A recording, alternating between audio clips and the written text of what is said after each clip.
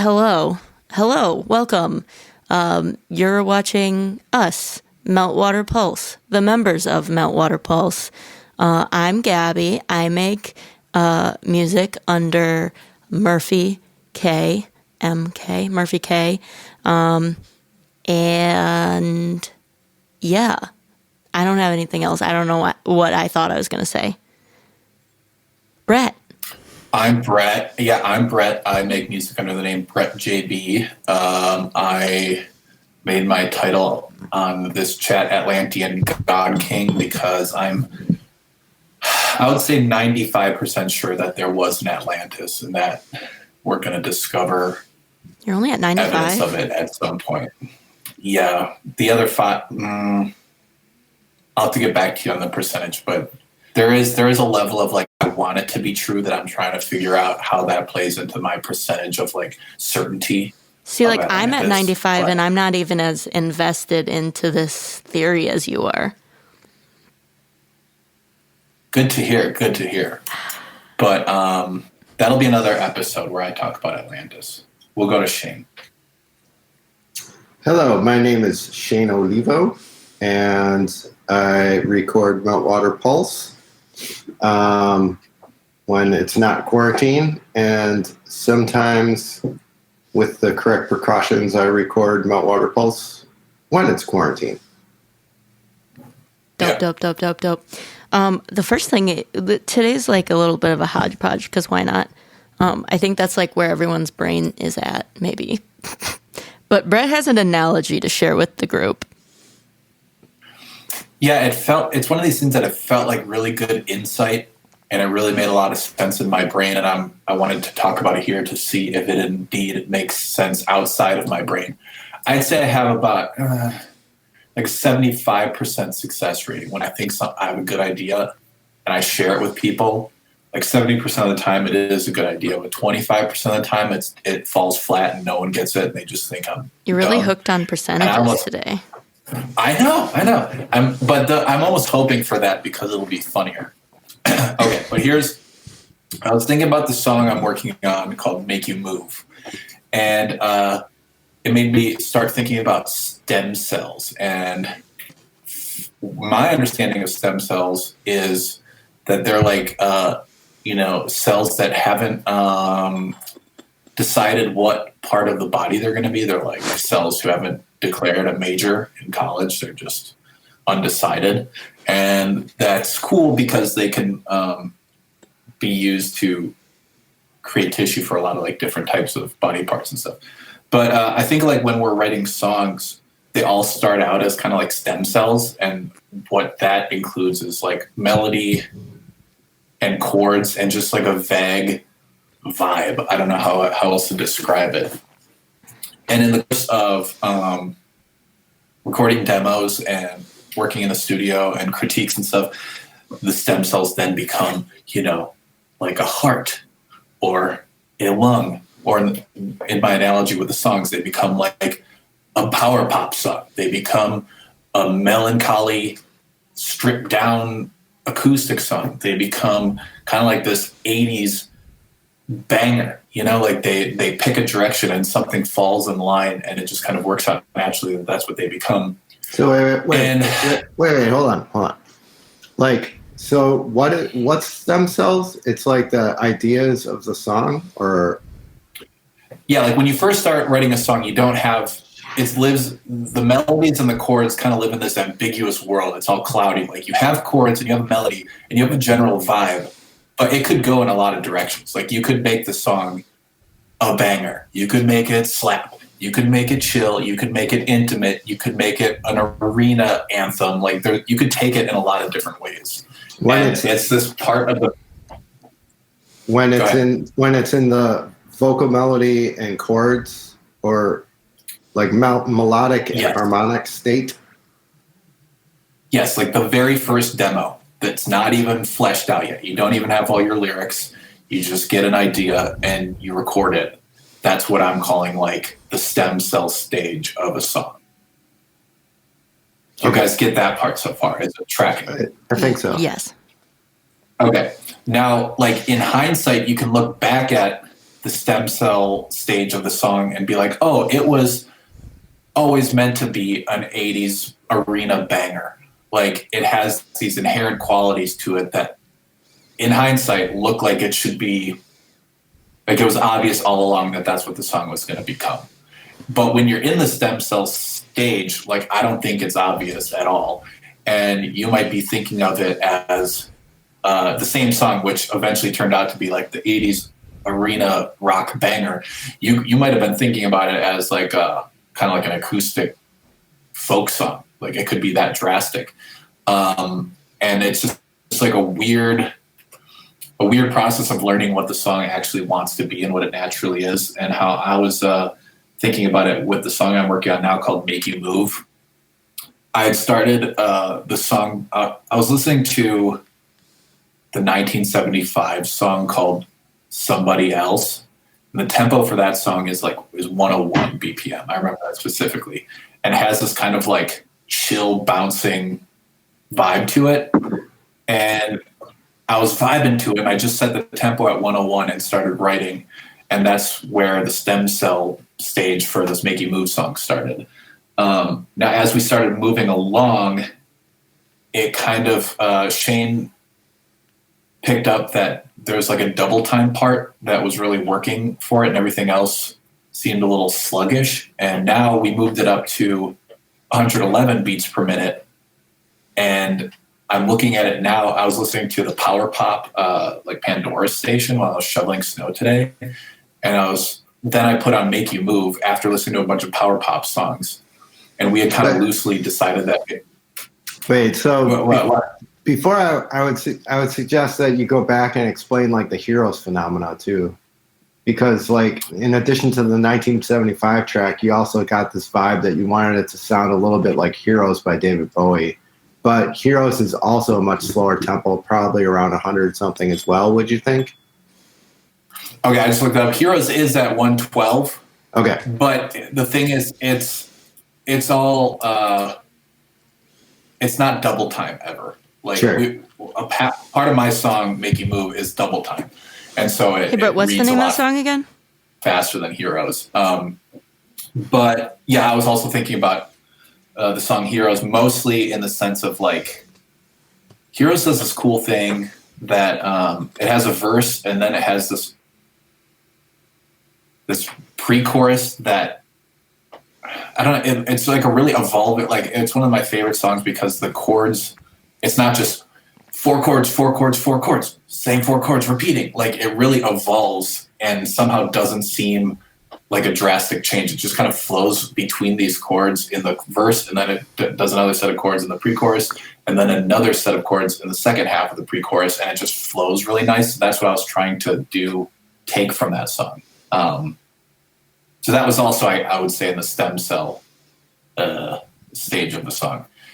So anyways, then we started to talk about power pop, and you started listening to a bunch of power pop, and then you decided to try to adapt a power pop like approach, but then you decided to bump up the song from 101 to, I was suggesting 112 or 114 or something, I think. And then I think that felt too fast for you at the time.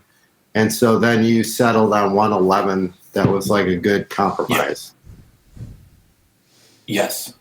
And now that I've like worked on it and been working on other songs, and there's been some like detachment from the song in my own mind, looking back on it, I think you were more right, Shane. And I think it even could be like 115 or 116. I mean, we'll talk about this after what our options are for it, but it's all because I was thinking of it.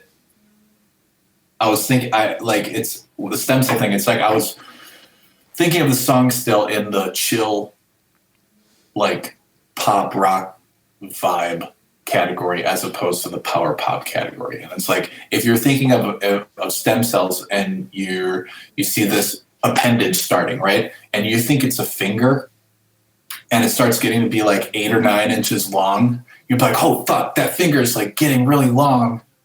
We gotta like do something about that. But in reality, it was just becoming an arm, which is like fucking 20 something inches long. I would And like to start that a was a list big. of all the horrifying images that Brett makes me picture when he's explaining things. That'll be number one. Are they helpful though? Like What you they at make sense. This first is how I make perceive to sense of the be a world. finger, but then What's at actually an the arm. point it crosses the threshold from 9 to 10 inches, you think to yourself, that's too big to be a finger. I think it's an arm. What the fuck? Yeah. But okay, is this making sense to you guys though? Like if your state of mind is thinking of the song as like the wrong category, I think that like the more analogies you add on, the harder it's becoming for me to. Dude, that's crazy because like it makes way more sense to me the more analogies I have. Yeah, well, you're the one coming up with the analogies, so that I'll makes stop a lot of there. sense. I'll stop there, but you guys can just jump in and see if it made sense or not. I mean, Gabby, you go. I think it makes sense. I'm not sure, like, I don't know, my thoughts about if. I don't know if I would. I don't know. Is this like prescriptivist? Are you saying like they just are like this, or are you saying they should all songs can be like that? Or are you saying like specifically that like that's how your songs are being, I don't know, born into this world? I would like to speak for like all songs in general, but I'll just speak for my songs. It's like they always go through a stem cell stage where they could be a number of different types of songs. And I'm learning now that if I don't pick the right path for that song when it's in the stem cell stage, it causes a whole lot of work for me down the road to like make adjustments. And I do think there's like an inherent identity to a song, even when it's in the stem cell stage. Like if you have some chords and a melody and some lyrics, I think there is enough, like DNA there that you can say it sounds like it wants to be a blank kind of song. It's just like that perception gets really fuzzy because of our own like hopes and dreams for it,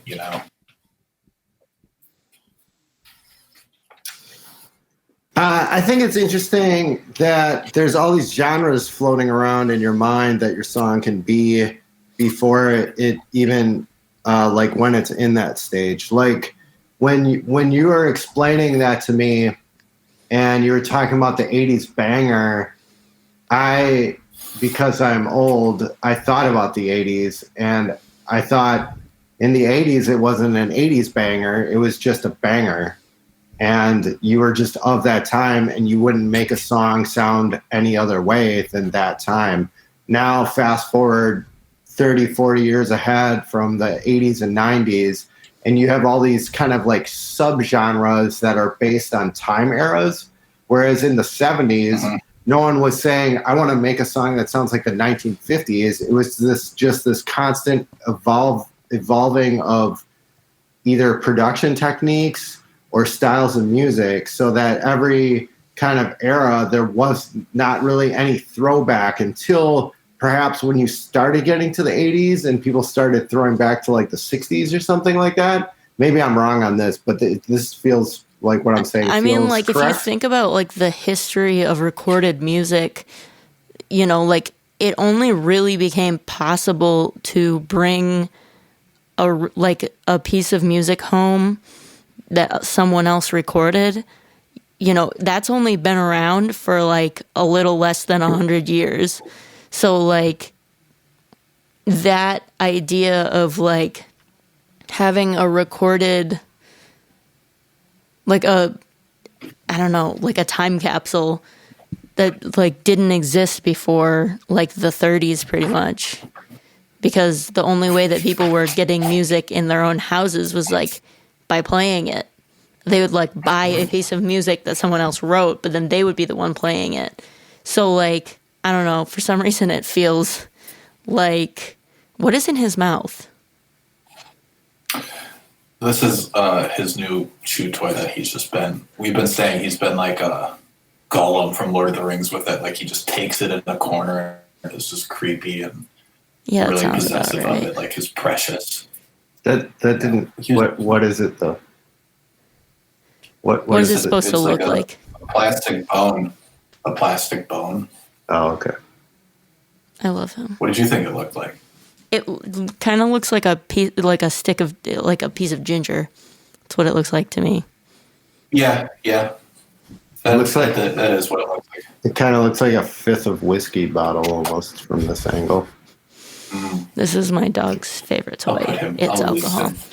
I don't even know what the fuck I was saying. I just got very distracted by what was in Ernie's mouth. But yeah. Oh yeah, that's Ernie. Follow him on Instagram. Yes. I don't remember his handle. Sorry, but Ernie Hemingway. Ernie Hemingway. What were you saying, Gabby? Sorry, I interrupted you with Ern Pig's presence. You were talking about. Oh, I guess like that the history of recording.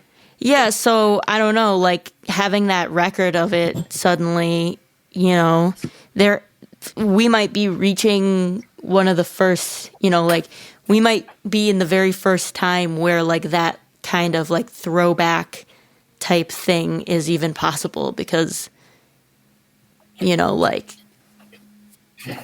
the earliest stuff we have is from the 30s and like in the 50s they only had 20 years to like pick from when they were thinking about the whole history of music that people would be familiar with other than like obviously like classical music.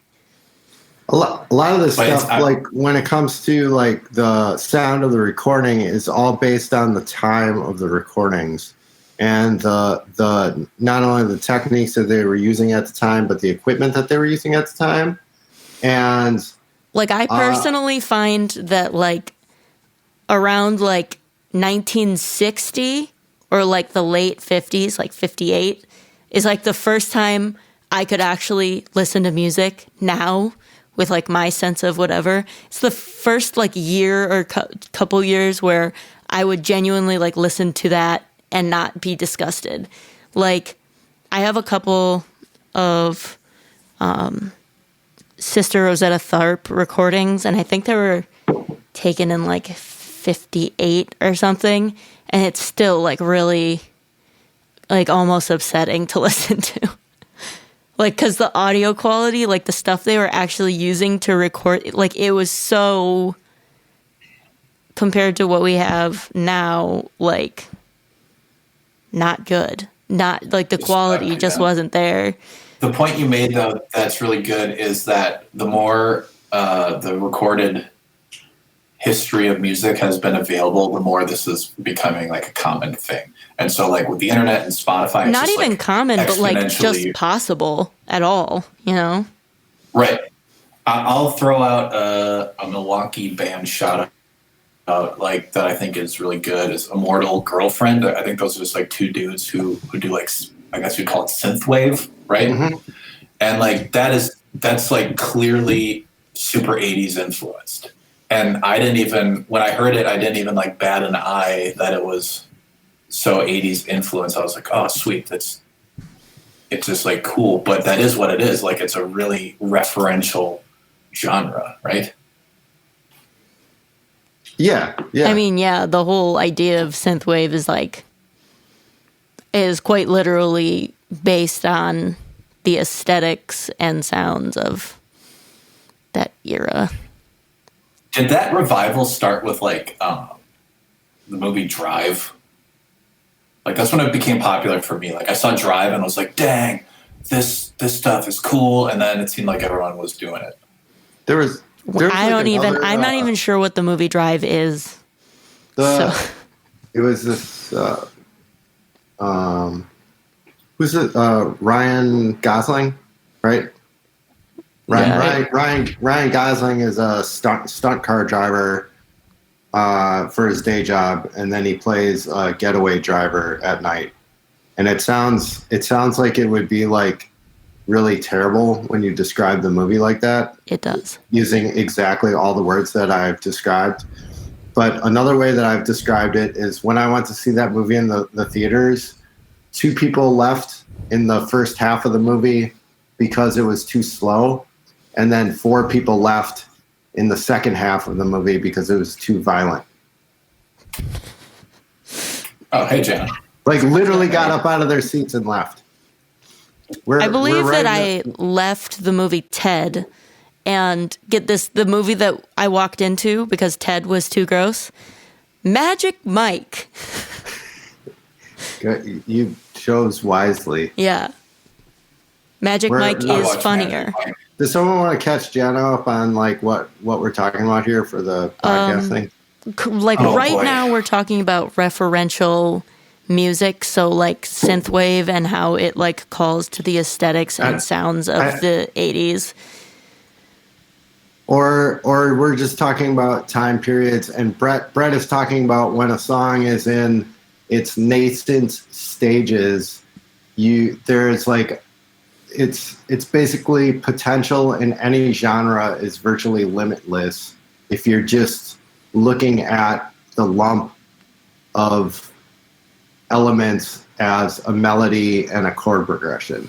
Like it could be a country song, it could be a 1980s song, it could be a hard rock song. I thought Brett was saying like when he writes songs, he feels like there's like some vibe that it's like actually like meant to be, like destined to be.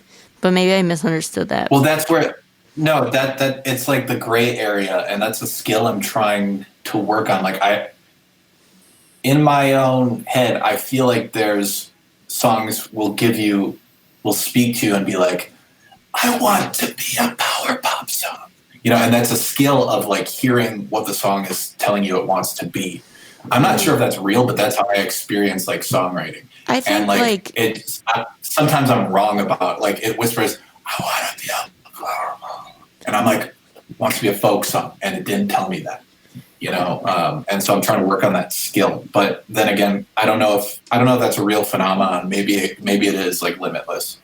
I don't know. I think like if you're asking like, is it limitless? Like with just a melody and a chord progression, like are the possibilities for genre endless? And I think that like saying absolutely yes would be probably kind of not right. But also saying no is also kind of like intuitively stupid because there are clearly songs that are leaning one way or another, even with just a chord progression and a melody. Yeah, that's why it's hard. Yeah, it's sort of in that gray area. Where I think it gets easier, or where it ends up being. Like you guys brought up Immortal Girlfriend, right? Like they don't have this problem. Like their identity as an artist is solidified, and they're not going to take any song that they do and it's not going to be like not a synthwave song. It's not going to be, well, to the extent that it's not going to be like a pop punk song. It's not going to be a country song. Like the stronger that you get in with your artist identity, and the more time you spend thinking about your artist identity and what you want, I believe that's what starts dictating what songs are when it comes to these stem cells of songs that you're talking about. Does that make sense, Brett? Yeah, but I think you might run the risk of like maybe Immortal Girlfriend. We should tag them in this. They deserve to be recognized by our 3 viewers who watch this. But like, thanks, our moms. Immortal Girlfriend. Thanks, moms, and Jeff Robinson. Just kidding, my mom doesn't listen. But like, Jeff Robinson. So it's like, do you run the risk though? Like, I wonder if Immortal Girlfriend runs the risk of writing a song and applying their identity to it, but maybe it was suited better to like a different style of song. Did you mean the song "Hurt" by 9 Inch Nails?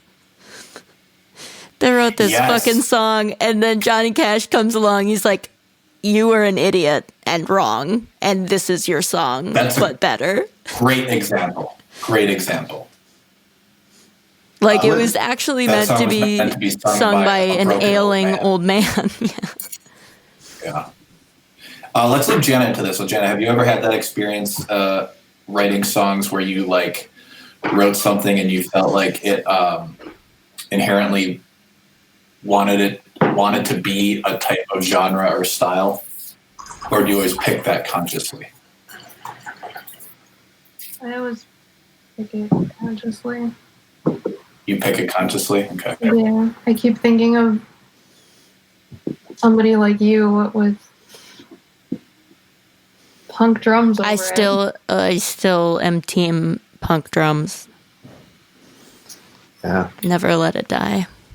Anyways. That's one anyone who's watching won't have a reference to, but let's talk about that. So like Jana had this song what was your first demo? Can you describe the vibe of your demo, Jana? I think a lot. I don't. Fuck. My style's kind of like old, like dated, I guess. Apparently, like Jewel, but with piano. Like I do voice and piano a lot, so I tend to have kind of more of a. I'd say like Fiona Apple. Songwriter quality. What? I'd say like Fiona Apple. Sure. We had a big year last year. Good for her. And somebody like you is kind of this melodic, I don't know, like 4 or 5 minute song, and Shane put punk drums over it, which I was like really opposed to. I was hype about it. I'm not gonna lie to you. I think this is like the biggest, like the most distinct rift there's ever been between any members of the group, because I was so for it and everyone else was so not for it. Well, so I didn't do it. I didn't do it as a, like, I know what you were going for, Jana, and I was trying to. I also had several other different treatments of your song besides the punk drum treatment. But one day when I was messing around in the studio, it was late at night, and I was messing around with this drum triggering program, and I came up with this really interesting drum pattern that accented your vocals in a way that made it sound edgy. And instead of it being a song of sadness, it became more of the song of frustration and anger. And I thought that was like a really fun and cool spin to get out of it. And I don't actually think either style or treatment of the song is right or wrong. It's just whatever the artist really wants out of it. You know what I mean? And the same way you guys were talking about Hurt, like with Johnny Cash reinterpreting the song, Jana will finish somebody like you, and there will be no punk drum version of it, but maybe like I will do a cover of Jana's song in that style, because I thought it also had it accentuated different parts of the lyrics that a style that was dissimilar to that did not accentuate. Cool. Same I think with we're all somewhere in between. Of it definitely has something that it does should be, and you can be anything you want to be. And I think what let me just say this. It's like when I say it lends itself, like it wants to be a certain type of song, I think that depends on the time and like the context where the song is. So it's like it might sound like a pop song with sparse piano and kind of like lo-fi drum beat, digital drum beat, if it's like because there's a lot of other songs that are using that production style and it has a similarity with those songs. Does that make sense? Like it's not, I think what it lends itself to is largely influenced by the context that it's in. Does that make sense? I'm not sure. I think it does. Okay. I don't know. Yeah. Like, I don't know if it's like inherently from God. Like, this song is meant to be a folk song. It's just like if it might sound like folk songs of the time. Is what I'm saying. Gotcha. Dope. All right. Cool. Good discussion, everybody.